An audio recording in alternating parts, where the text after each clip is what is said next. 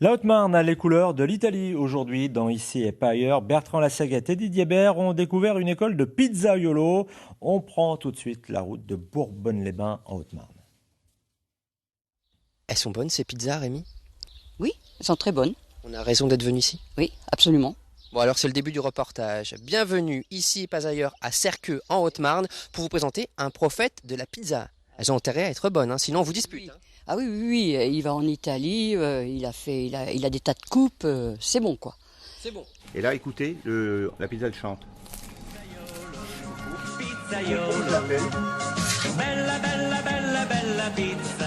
Rémi Didier, alias Rémi Pizza, un as de la pizza, vice-champion du monde 2011. Une discipline qu'il enseigne depuis son garage, reconverti en centre de formation. Première leçon, comment faire une bonne pâte. Pourquoi vous mettez 17 minutes? C'est pour pas que la pâte s'échauffe et prenne de la température. C'est si la pâte prend de la température, il arrive un moment, les cellules phi, c'est ce qu'on a vu dans les cours, se multiplient par x5. Donc vous avez une pâte qui est déjà rentrée dans le processus de fermentation. Le but, c'est pas ça le but. Le but, c'est d'avoir une pâte qui a une maturation sur 3-4 jours et qui donne du goût et de l'arôme. Ils ont 2 semaines pour devenir des pizzaiolos. Ces 2 stagiaires viennent de Vitry-le-François et de Seine-et-Marne. En 2 ans, Rémi a formé une quarantaine de personnes que l'on peut retrouver aux 4 coins de la France. J'ai des gens qui tournent très très bien, ça j'ai de sources sûres. Des gens qui sont installés depuis 1 mois, 2 mois, qui commencent à avoir des très beaux résultats. J'ai quelqu'un dans le Finistère qui fait 200 pizzas à jour. Mais avant d'arriver à ce résultat, il faut se faire la main. Pour bouler, il faut appuyer sur la boule assez fortement au début. Voilà, vous serrez votre boule. Et là, vous la serrez pour qu'à la fin, vous fermiez la clé. Ce qu'on appelle la clé, je vais vous montrer. Voilà. Si vous me faites des boules comme ça, c'est parfait. La clé, c'est ça, c'est la fermeture. Voilà, tu vois. Rémi, lui, a appris le métier tout seul. D'abord pâtissier, puis ouvrier dans une fromagerie. Il a commencé la pizza en amateur et s'est poussé par un ami banquier qui s'est lancé à son compte à 36 ans. Depuis, il n'a jamais cessé de vouloir se perfectionner. Chérie, viens chez moi, il y a un four.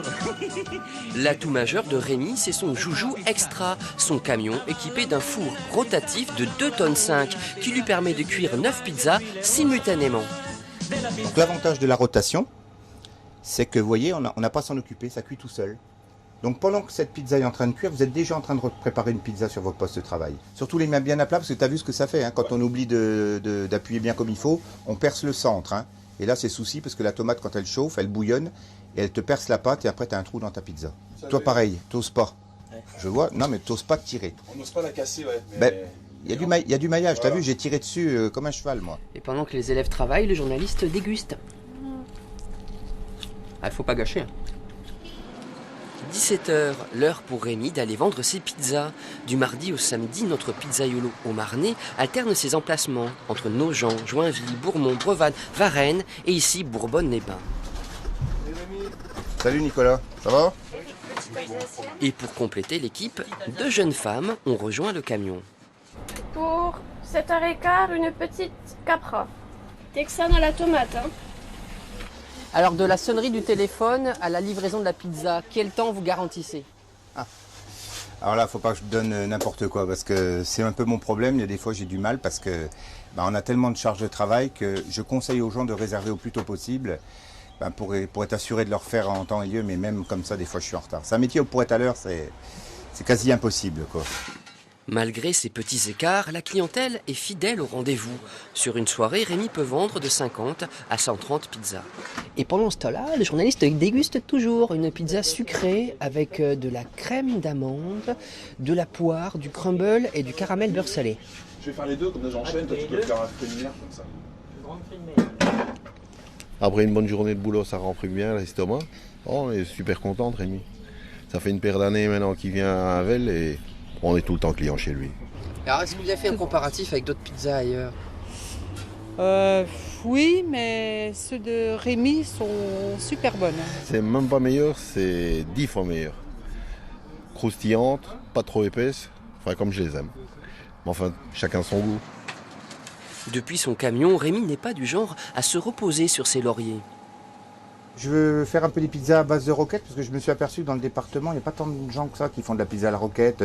Enfin, quand je dis roquette, ça peut être le mesclin aussi avec de la tomate séchée, des crèmes d'asperges, des crèmes de champignons. Donc là, j'ai créé l'italienne qui prend vraiment de l'ampleur, là, qui commence à bien marcher. Et je sais que sur nos gens, j'ai une dame qui me la prend toutes les semaines maintenant. Madame Delamarre, bonjour à elle. Rémi Pizza, plébiscité par tout le monde et même par son banquier. En effet, et ravi de l'avoir financé. Nous étions à Serqueux et Bourbonne-les-Bains. La prochaine fois, nous serons ailleurs, en Champagne-Ardenne. Bon appétit. Merci beaucoup. Merci Bertrand, il est temps pour moi de vous rappeler bien sûr le principal titre de ce journal avec la rentrée scolaire dans la région. 244 400 élèves ont repris le chemin de l'école, du collège ou encore du lycée, comme sur ces images tournées ce matin à l'école primaire de la Rivière-de-Corps dans l'Aube. Une rentrée scolaire qui s'est globalement bien passée, c'est ce que nous confirmait il y a quelques instants sur ce plateau l'invité du 19-20, le recteur de l'Académie de Reims, Philippe-Pierre Cabournet. La rentrée s'est passée de façon studieuse, caractérisée par la poursuite des réformes qui ont été engagées depuis 2013. Donc on est bien dans une dynamique de changement avec quelques réformes comme la réforme des rythmes qui, elle, s'installe, la réforme de la formation des professeurs qui s'installe également, et puis d'autres qui sont devant nous, la réforme des maternelles, du programme des maternelles, et celle de l'année prochaine, la réforme du collège. Voilà pour l'actualité régionale de ce 19-20. Dans un instant, la météo et bien sûr à 19h30, le journal de la rédaction nationale. Très bonne soirée sur France 3 et à demain, bien sûr. Retrouvez toute votre actualité régionale sur l'application France 3 Régions.